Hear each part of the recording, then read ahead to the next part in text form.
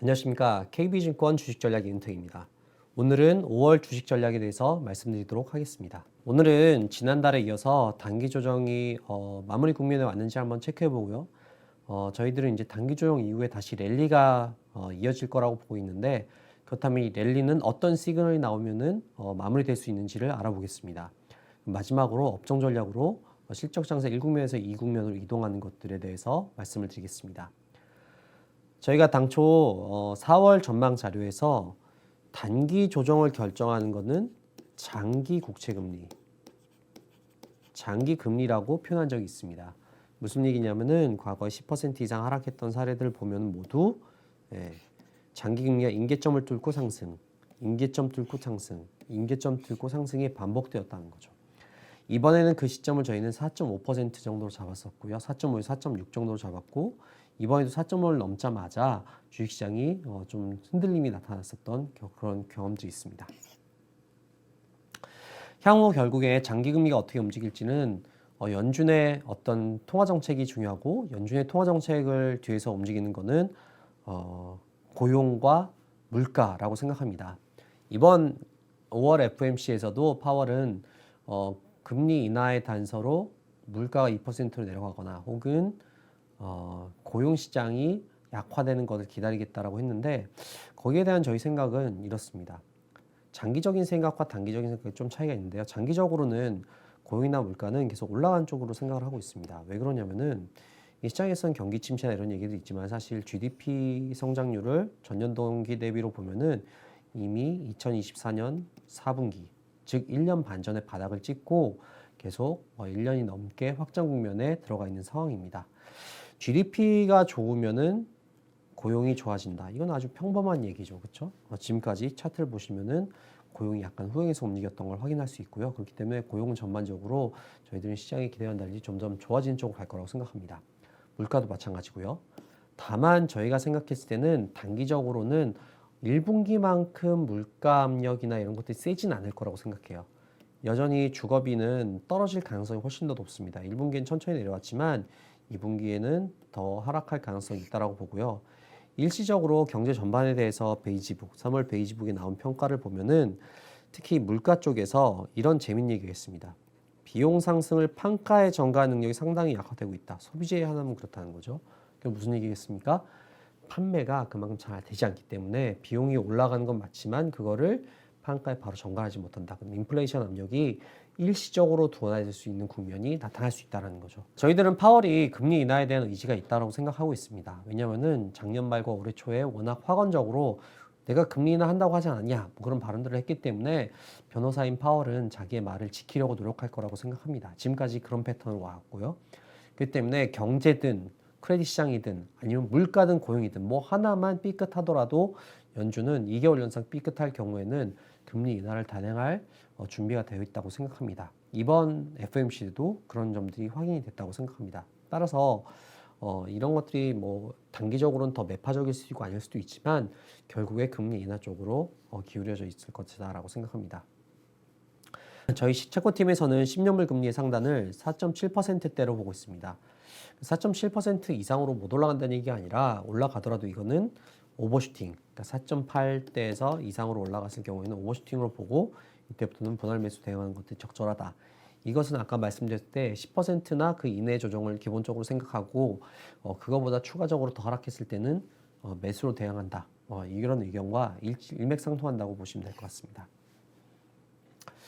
다만 이런 것들이 지금 금리 인하에 대한 기대감이 작년 말 올해 초만 해도 6번이었죠. 작년 말만 해도 6번에서 3번, 지금 3번에서 다시 2번으로 줄고 2번에서 또 1번으로 줄 수가 있습니다. 그럴 경우에 계속 후퇴할수록 장기 금리는 튀어 오를 거고, 장기 금리를 튀면은 밸류에이션이 꺾여 내려갈 겁니다. 하지만 EPS 추정치가 계속 올라오고 있기 때문에 저희가 볼 때는 이 장이 이 계속 추세적으로 꺾일 가능성은 적다라고 생각해요. 왜냐하면 이 펀더멘탈은 금리를 따라가는 게 아니라 바로 경기 사이클을 따라가기 때문이죠.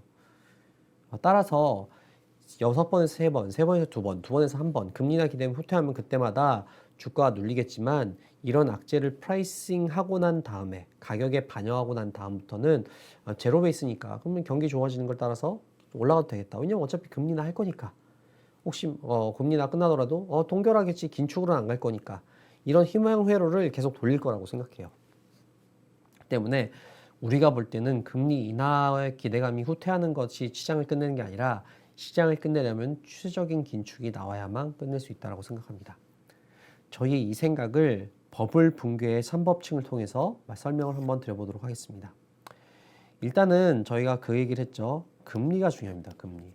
저희가 그 장기 국채 금리, 단기 국채 금리를 본다고 했는데 금리, 국채 금리가 왕이다. 이런 얘기들을 지난 1년 반 동안 굉장히 많이 했어요. 인플레 시대 때는 경기 사이클이나 이런 거에 따라 움직이는 게 아니라 국채 금리가 가장 중요한 요인이라는 거죠. 그래서 지금까지 1960년대에서 70년, 80년대까지 주가가 급락했던 트리거들을 보면 모두 동일합니다. 모두 금리 인상이 시작될 때, 금리 인상이 시작될 때, 그럴 때 모두 하락 시장이 나타났다는 거죠. 반면에 금리 인상 인하가 시작되면 그때는 다 상승장, 인하, 금리 인하, 금리 인하는 주가 상승, 이런 메커니즘을 갖다는 거죠. 그렇기 때문에 국채 금리가 왕이다. 특히 단기 국채 금리, 즉 연준이 추세적인 긴축 할 거냐 안 할 거냐가 가장 중요한 시장의 트리거가 된다고 생각합니다. 이거를 조금 더 다른 사례를 통해서 자세히 볼게요. 저희가 저번 달에 매달 2% 이상씩 5개월 연속 상승했던 사례들을 살펴봤습니다. 그때 한번 말씀드리면은 1871년 이후에 1160년 동안 약 16번 정도가 나타났다고 말씀드렸고, 이런 시그널들은 오히려 장기적으로 굉장히 높은 확률, 81.5%의 확률로 높은 상승이 더 지속될 것을 의미하는 것 같다라고 말씀드렸죠. 그래서 단기 조정은 있겠지만 장기적으로 괜찮을 거다라고 말씀드렸는데, 여기서 추가적으로 하나를 꼭 더 봐야 된다 말씀드렸죠. 뭐냐면은 81.5%의 상승률, 승률이라면 굉장히 높은 승률이에요. 주식시장에서. 하지만 투자자는 그런 마음이 항상 있죠. 한켠에 81.5면 굉장히 좋은 거긴 한데 지금이 81.5%에 속하는 시기가 아니라 나머지 19%에 속하는 18.5%에 속하는 시기면 어쩌지? 이런 고민이 있다는 거죠. 그렇기 때문에 이런 강력한 시그널이 나왔음에도 불구하고 10% 이상 하락했던 사례들, 이 사례들, 특히 여기서 80년하고 2011년을 살펴보고, 또 하나 이렇게 많이 상승했는데도 그 다음에 더 크게 상승했던 사례들 20% 이상씩, 1990년, 그 다음에 2020년, 여기 이 사례들을 한번 같이 살펴보도록 하겠습니다. 이거를 다 살펴보면 시간이 좀 오래 걸리기 때문에 궁금하신 분들은 자료를 참고해 보시면 좋을 것 같고요. 여기 한 가지 사례만 좀 극단적으로 대비되는 두 가지 사례를 보겠습니다. 이게 저번 달에도 잠깐 말씀드렸던 건데, 아까 1980년 같은 경우에는 주가가 이런 시그널이 나왔음에도 불구하고 하락했던 사례라고 말씀드렸고, 1995년 같은 경우에는 상승했던 사례라고 말씀드렸습니다. 80년은 폴 볼커의 시대예요. 폴 볼커가 1979년 8월에 의장이 오르자마자 금리를 엄청나게 인상합니다. 그러니까 결국에 경기 침체에 빠졌죠. 경기 침체에 빠지면서 발작이 일어나니까 1980년 3월에 금리 인상하면서 마지막 금리 인상을 시사하죠. 그러니까 주가가 마지막 금리 인상이 될 것 같다고, 그럼 주가 상승하면서 눌렸던 주가 반등을 합니다. 반등을 했는데 그 다음에 이제 경기가, 여기 보시면 ISM 제조업 지수가 60분까지 올라가고, 경기가 좋다는 얘기죠. ISM 제조업 지수 60분까지 올라가고 뿐만 아니고 주가 과열 양상을 보니까 이제 살만한가 보다라고 하면서 파월은 다시 긴축 출발하면서 긴축을 다시 선언했죠. 그러니까 주가는 으악 하면서 다 쓰러진 거죠. 다시 말하면은 경기 ISM 제조업지수 60분은 지분은 ISM 제조업지수가 아니라 OECD 경기 선행지수 같은 걸 봐야 된다고 말씀드렸죠. 화폐 현상 때문에. 어쨌든 경기 고점 부근에서 주가 과열이 나왔는데, 이때 연준이 추세적 긴축으로 대응하면은 이거는 다 붕괴라는 거예요. 다 버블 붕괴, 장기적 하락장 일어나는 거죠. 반면에 1995년 정반대 사례인데요. 그 앞에는 거의 똑같아요. 이 두 가지 사례가 굉장히 똑같고 마지막 하나만 달라요. 한 끗 차이로 상승장이 나오는 시기와 하락장이 나오는 시기가 갈렸는데, 1994년에 그린스펀은 추세적 긴축이 나섭니다. 3%였던 기준금리를 6%로 1년 만에 2배나 끌어올려요. 이걸 채권시장 대학살이라는 되게 유명한 사건이었다고 말씀드렸죠. 끌어올려지니까 어떻게 됩니까? 끌어올려지니까 주가가 눌려요. 똑같죠. 아까 1979년하고. 그러다가 채권시장에서 발작이 일어나니까 1995년 초에 마지막 금리 인상을 선언해요. 그러니까 어떻게 됩니까? 주가가 랠리를 시작하죠. 여기까지는 1980년 볼커 시대와 그린스펀 시대가 똑같습니다. 하지만 여기서 결정적인 차이가 나오죠. 뭐냐면은 볼커 같은 경우는 그 이외에 추세적 금리 인상으로 대응을 했어요. 그렇죠? 추세적 금리 인상으로 대응했다면은 파월 같은 경우, 그린스pan 같은 경우에는 금리 인하로 대응합니다. 왜냐면 물가가 낮았기 때문이죠. 그러니까 주가는 날아갑니다. 언제까지 날아갔냐? 1999년까지. 이걸 우리가 닷컴 버블이라고 부릅니다. 그러니까 경기는 굉장히 고점 부분까지 올라갔었죠. 그 주가는 과열이었지만 여기서 통화 정책이 완화로 가니까 오히려 주가는 더 상승했던 거예요. 여기서 우리가 한 가지 더 볼 게 있어요. 뭐냐면은 사실 99년까지 완화 정책을 펼쳤기 때문에 주가 상승했다고 말씀드렸지만 한번 1997년 3월에 연준이 한번 금리 인상을 단행했습니다. 단행을 했는데 이때는 단발성에 그쳤고 그 이후에 오히려 금리 인하로 대응하죠. 그게 왜 그런지 말씀드릴게요. 금리 인상을 1997년 3월에 하니까 어떻게 됩니까? 달러가 초강세로 가죠. 초강세로 가니까 어떤 일이 벌어졌냐면은 우리가 뼈아프게 기억하고 있는 아시안 외환위기가 발생합니다. 달러 초강세, 원화나 아시아 통화가 추풍낙엽처럼 하락을 했죠. 그러니까 어떻게 됩니까?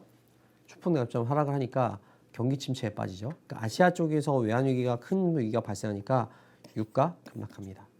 미국의 상품 수입 물가 급락하죠. 왜냐하면 아시아 국가에서 거의 다 그때 상품을 수출하면서 미국이 그걸 수입해서 썼으니까. 이런 식으로 유가나 커머디티 가격 그리고 수입물가 이런 게 다 하락하니까 어떻게 됩니까? 연준은 금리 인상 필요성이 없어졌어요. 오히려 금리 인하가 필요한 상황이 됐죠. 그래서 금리 인하로 대응했던 거예요. 언제까지? 1999년까지. 그러니까 주가는 과열이건 뭐건 계속 주가가 날아갔던 거죠. 물론 중간에 이때도 10%, 20%짜리 조정이 수없이 많이 나왔습니다만 하락장으로 가진 않았던 거예요. 그러다 언제 끝납니까? 이런 상승장이 언제 끝나냐? 1999년 넘어서 2000년에 붕괴됩니다. 왜냐? 연준이 추세적 금리 인상을 시작한 거죠.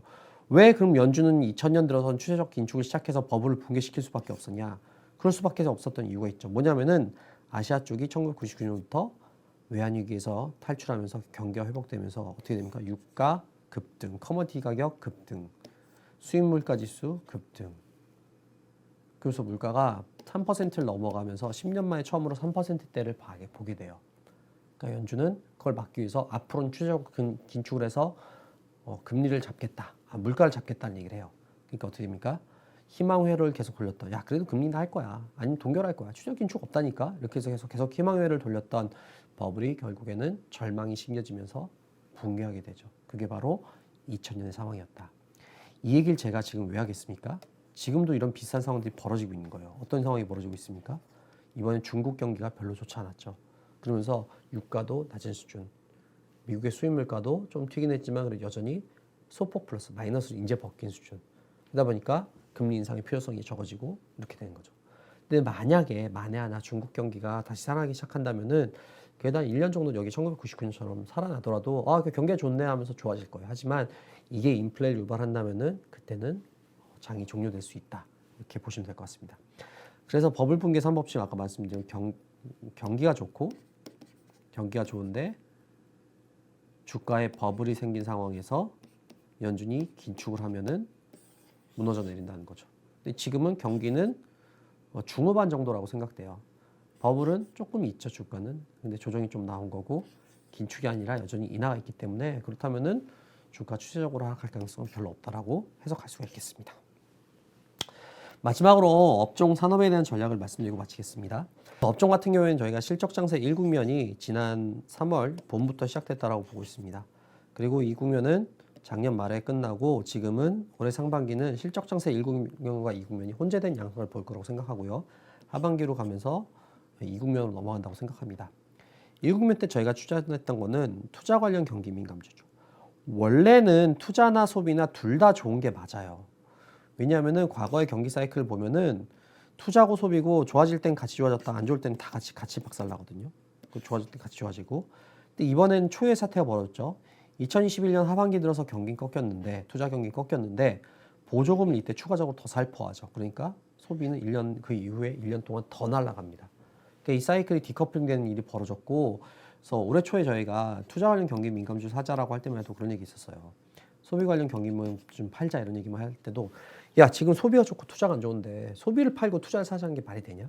그때 하이닉스 적자 10조 설 막 이런 게 돌고 그랬거든요. 근데 아시겠지만 주식은 좋은 걸 사는 게 주식이 아니에요. 최악일 때 사는 게 주식이죠. 그래야 최악일 때 주가 저점에 사서 올라갈 수 있으니까. 그래서 이때 보면 투자는 굉장히 안 좋았지만 더 빠른 속도로 안 좋아지긴 힘든 상황. 소비는 안 좋았지만 이거보다 더 빠른 속도로 좋아지긴 힘든 상황이었다고 보여요. 지금 이게 약간 올해 하반기 되면 반대죠. 투자는 뭐 AI 투자금 너무 좋아요. 너무 좋지만 이거보다 더 빠른 속도로 좋긴 힘들고 소비는 정말 안 좋아요. 안 좋지만 이거보다 더 빠른 속도로 안 좋아지기 힘든 국면으로 간다라고 저희들은 보고 있어요. 그래서 저희들이 이번 달에 화장품 업종 오버웨이트 했는데 뭐 C트립이라고 잘 아시죠? 트립닷컴 중국에 있는 가장 큰 여행 관련 사이트고요. 얘들 주가가 지금 홍콩 주가 좋지만 얘들 주가가 굉장히 홍콩 증시, 중국 증시를 이끌고 있어요. 화장품 업종도 딱 1년 정도 후행해서 가고 있기 때문에 이런 것들 좀 보고 있고요. 그 중국이 특히 이제 이 소비 부양책들을 요즘에 계속 연달아 내놓고 있다는 것들이 저희는 긍정적인 점이라고 생각합니다. 금융 섹터도 마찬가지예요. 우리나라 밸류 프로그램 때문에 금융이나 자동차가 올랐다는 것들은 사실 맞는 얘기지만 미국에서 봐도 금융주가 나스닥을 아웃퍼폼하는 굉장히 강력한 상승을 보이고 있어요. 그래서 이런 것들 밸류에이션도 싸기 때문에 자동차도 마찬가지죠. 자동차 글로벌 탑 10 기업들을 보면은 현대나 기아차가 밸류업 때문에 뭐 가장 많이 올랐는 주식이 그렇지 않아요. 평균 정도예요. 그렇기 때문에 이런 분위기가 나타나고 있다. 다만 이제 자동차하고 금융은 저번 달에 많이 올랐고 또 금리는 좀 쉬어갈 수 있기 때문에 저희들이 얘네들 추천 안 했고 어쨌든 저희들은 이 화장품 쪽이나 이런 쪽이 좀 보고 있고요. 또 하나 소비 관련 경기 민감주가 이 국면에선 좋을 거고 또 하나 R&D 투자 관련주가 저희들은 퍼포먼스를 강하게 낼 수 있을 것이라고 생각합니다. 네. 이어서 자세한 내용은 뒤에 김민규 하이난 위원이 말씀드리도록 하겠습니다. 안녕하십니까. KB증권 시황 담당 하인원입니다. 저는 오늘 투자 아이디어로 두 가지 말씀드리려고 준비를 했고요. 화장품 그리고 우주항공 이렇게 두 가지입니다. 첫 번째는 화장품과 관련된 내용인데 원달러 환율을 좀 먼저 봐주시면 좋을 것 같습니다. 최근에 이제 원달러 환율이 많이 올라와 있는 상태이죠. 1,300 지금 오늘 기준으로 한 77원 정도인 상태인데 저는 이 원달러 환율이 쉽게 과거처럼 하락하기는 어렵다라고 생각을 합니다. 지금과 같은 상황은 원화 약세도 문제이긴 하지만 달러와 강세가 좀 더 근본적인 문제이고요. 달러와 강세는 미국으로 투자가 많이 확대되고 있는 그런 흐름을 반영하고 있습니다. 기술적 분석처럼 보이긴 하지만 이렇게 차트로 봐주시면은 원달러 환율의 저점이 점점 계속 높아지고 있다는 것을 확인하실 수가 있겠습니다. 고점이 낮아지고 있는 것은 과거처럼 경제 위기나 외환 위기 같은 그런 문제가 아니라는 점에서 고점이 낮아지고 있다라고 보시면 될 것 같습니다. 그래서 저는 이 원달러 환율과 관련해서는 지금이 경제 위기와 같은 그런 현상을 반영하고 있다라고 생각하진 않지만 탈세계화 흐름을 반영하면서 저점이 높아지고 있는 흐름에 더 주목해 볼 필요가 있겠습니다. 작년부터의 흐름으로 좀 돌아가서 보시면은 우측 차트입니다. 작년 1월부터 지금 원달러 환율 흐름이 비슷한 흐름을 계속 반복해 오고 있습니다. 작년 한 1월, 2월부터 보시면은 이렇게 원달러 환율이 상승했다가 다시 하락하고 그리고 7월부터 보시면 또 비슷한 형태로 올랐다가 다시 떨어지고 지금 다시 올랐다가 소폭 떨어져 있는 상태입니다. 이 원인들이 계속 똑같은 이유들로 인해서 상승하고 또 똑같은 이유들로 인해서 하락하는 흐름이 반복되고 있거든요. 상승하는 이유는 연준의 긴축 우려 때문입니다.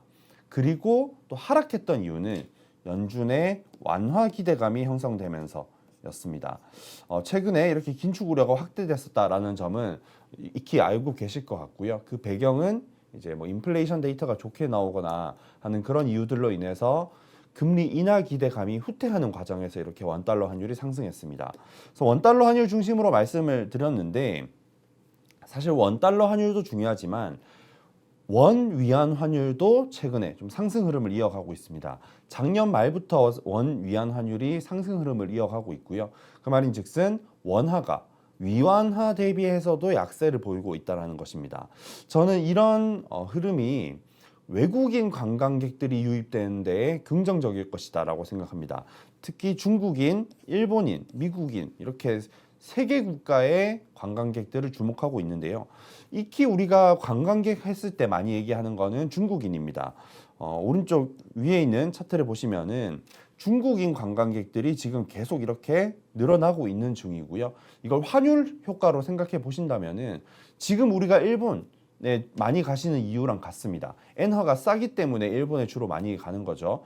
중국인들 입장에서는 엔화도 싸긴 하지만 원화도 쌉니다. 그렇기 때문에 한국을 또 많이 택하고 있는 것이 아닐까라고 생각하고 또 그런 흐름이 이어질 것이다라고 기대하고 있습니다. 특히 또 주목을 해야 되는 거는 일본입니다. 일본이 3월 기준으로 관광객들이 굉장히 많이 늘어났거든요. 한 34만 명 정도로 늘어났는데 그 숫자는 중국이 한 38만 명 정도 됩니다. 일본이 34만 명이고요. 지금 거의 중국 관광객만큼 많이 늘어났다라고 보시면 되겠습니다. 이건 이제 환율로 다시 또 생각해 보실 수가 있는데 일본인들 입장에서는 엔화 대비 원화가 지금 강세이기 때문에 사실 약간 한국에 방문하는 것이 부담스러울 수도 있습니다. 하지만 한국만 놓고 보는 것이 아니라 다른 국가들을 다 같이 놓고 비교해 본다면은 달러화는 원화보다 훨씬 더 강세고요. 위안화도 원화보다 더 강세입니다. 그러면 일본인들 입장에서는 미국, 이제 달러화를 써야 하는 국가를 갈 것이냐, 아니면 위안화를 쓰는 국가를 갈 것이냐, 아니면 이제 원화를 쓰는 국가를 갈 것이냐 중에서 선택한다면은 환율 관점에서는 원화를 쓰는 한국을 선택할 가능성이 높지 않을까라고 생각을 합니다. 그런 효과로 인해서 3월에 일본인 관광객들이 급증해 있는 그런 상황입니다. 정성적인 분석이긴 하지만 제가 이런 흐름을 좀 파악해 보기 위해서 명동에 직접 다녀와 봤습니다. 우측 사진은 제가 직접 찍은 사진이고요. 왼쪽 사진은 2018년 명동의 모습을 담은 언론 사진입니다. 보시면은 인파가 크게 차이가 나지 않는 것 같습니다. 그만큼 외국인들이 지금 많이 들어와서 우리가 이 외국인 관광객들의 성지라고 불리는 이 명동 같은 곳들에 인파가 넘쳐난다라는 거고요. 제가 가면서 또 느꼈던 또 하나는 중국인 외의 외국인도 많이 보였었다라는 것입니다. 앞서 보여드렸던 일본인이나 미국인들이 많이 들어오고 있는 그런 현황으로 또 확인해 주실 수가 있고요. 또 세 번째 또 특이했던 점은 2018년 이런 시기 때 제가 명동에 갔을 때는 단일 화장품 브랜드 매장에 방문객들이 굉장히 많았었습니다. 근데 이번에는 그런 쪽보다는 H&B 스토어 쪽에서 구매를 하는 외국인들이 훨씬 많았던 거를 좀 체감할 수가 있었습니다. 그래서 이런 거를 통해서 본다면은 저는 화장품 업종과 H&B 스토어를 특히 5월에 관심 가져보시는 게 어떨까라고 생각을 하고 있고요. 두 번째로 말씀드릴 주제는 우주항공입니다. 우주항공은 국내 정책 관점에서 특히 주목을 하고 있습니다. 올해 우리나라 정부 정책 중에서 굉장히 많이 화두가 됐던 거 하나 꼽으라고 한다면은 아무래도 이 밸류업 프로그램을 많이 꼽으실 겁니다. 근데 밸류업 프로그램과 더불어서 2024년 한국 정부의 정책 대표적인 거를 또 하나 꼽는다면 저는 우주항공이 되지 않을까라고 생각을 하고요. 하나가 아닌 두 개를 각각 꼽은 이유는 두 개를 담당하는 부서들이 완전히 다르기 때문입니다. 밸류업을 담당하는 부서는 금융위, 기재부, 금감원, 거래소 이런 부서 또는 기관들이고요. 이런 곳에서 산업과 관련된 정책을 담당하진 않죠. 그래서 우주항공을 담당하는 부서를 본다면 과기부, 국방부 그리고 앞으로 설립될 우주항공청 같은 것들이 있습니다. 그래서 이런 정책 관점에서 보면 밸류업과 더불어서 2024년에 주목해야 할 분야가 이 우주항공이 아닐까라고 생각을 하고요. 또 마침 시기적으로 보면 5월 말과 6월을 집중해 보실 필요가 있겠습니다. 5월 말에는 우주항공청이 설립될 예정이고요. 이걸 뒷받침하기 위한 목적인지 모르겠지만 상반기 중에 이 우주와 관련된 정책을 두 가지 정도 발표하겠다라고 예고를 해둔 상태입니다. 보통 상반기라고 하면은 상반기 초에 나오는 경우는 좀 드물거든요. 지금 이제 5월인데 아직까지 나오지 않았습니다. 이제 남은 건 5월, 6월밖에 없는 거죠. 그래서 저는 개인적으로는 6월을 기대하고 있고요. 물론 이제 지연될 리스크는 항상 있기 때문에 6월 이후에 나올 수 있다라는 점도 고려해 보시면 좋을 것 같습니다. 이런 정책이 추진되는 것들이 어떤 의미를 가질까? 그거를 이제 이렇게 좀 분류를 해봤습니다. 일단 정책이 추진이 된다면은 기본적으로 우주 분야에 대한 예산이 증가하겠죠. 그래서 위쪽 그림을 보시면은 2021년부터 이 우주 분야 예산이 늘어나고 있는데 특히 2027년에는 우주 분야 예산을 1.5조 원 정도까지 늘리겠다라는 목표를 가지고 있습니다. 2024년 기준으로는 9,900억 원 정도라고 보시면 되고요. 이렇게 예산 총액이 늘어나는 것이 또 어떤 식으로 흘러 들어가는지를 밑에 그림을 통해서 봤습니다. 세부 분야를 확인을 해봤는데 오른쪽 그림을 봐주시면 예산이 늘어나는 와중에서도 특히 세부적으로 봤을 때 예산이 더 많이 늘어나는 분야가 아무래도 저희 주식 투자자들 입장에서는 주목해야 될 분야가 아닐까 싶습니다.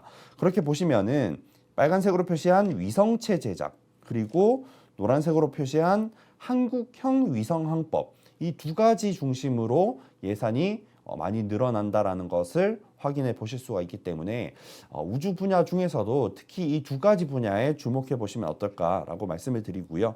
또 이렇게 이제 세부 예산이 늘어나게 되는 거를 조금 더 구체적으로 확인을 해봤습니다. 여기 빨간색 3번으로 표시한 도식 그림을 봐주시면 되고요. 5대 임무라고 해서 우주개발진흥 시행계획에서 5대 임무를 제시를 했는데 그 각각 분야 내에서 예산이 가장 큰 폭으로 순증하는 항목을 하나씩 확인을 해봤습니다. 일단 우주산업이라는 항목에서는 한국형 위성항법 시스템이 예산이 가장 많이 증가했고요. 앞서 보셨던 한국형 위성항법과 일치합니다. 그리고 차세대 발사체 개발 사업 이거는 사실 3월에 먼저 발표가 되면서 이미 주가에 어느 정도 반영이 된 게 아닐까 싶고요. 그래서 이제 이쪽보다는 세 번째로 주목하는 내용 초소형 위성체계 개발 사업 이쪽도 주목해 보시면은 이게 또 앞서 보셨던 위성체 제작과 또 연관이 됩니다. 그래서 이제 이런 세부적으로 보더라도 제가 강조드렸던 위성체 제작 그리고 한국형 위성항법 이렇게 두 가지를 주목해 주시면 좋을 것 같습니다. 이렇게 예산이 세부적으로 늘어나게 되면 이런 정부 기관들의 예산이 또 늘어나고 이런 기관들이 연구 그리고 투자를 할 수 있게 됩니다. 그리고 그걸 또 선두에서 지휘할 우주항공청이 5월 말에 설립될 예정인 거고요.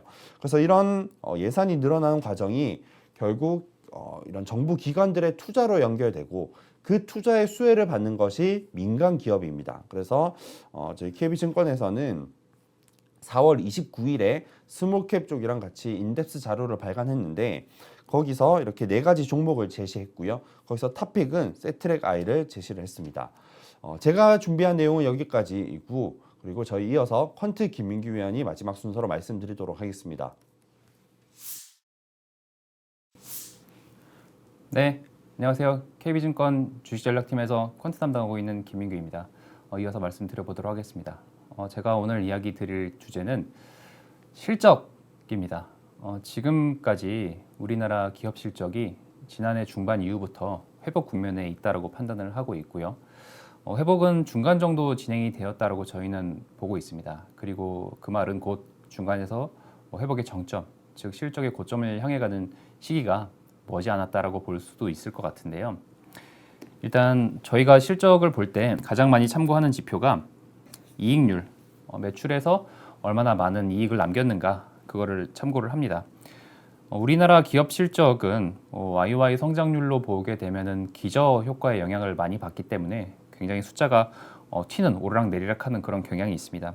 그래서 매출 대비 얼마나 많은 이익을 남겼느냐 이 지표를 기준으로 판단을 하게 되면 지금 우리나라 기업 실적이 어느 정도 위치까지 와 있는지에 대한 판단이 조금 더 쉬워지는데요. 이익률을 보는 이유가 일단은 우리나라 기업들이 이제 제조업, 투자 관련된 기업들이 많기 때문에 그런 경기 민감 산업들이 기본적으로 이익률이 경기 사이클의 연동을 굉장히 많이 받습니다. 그렇기 때문에 이 경기도 굉장히 직결되는 지표라서 이익률을 저희는 많이 참고를 하고 있고요.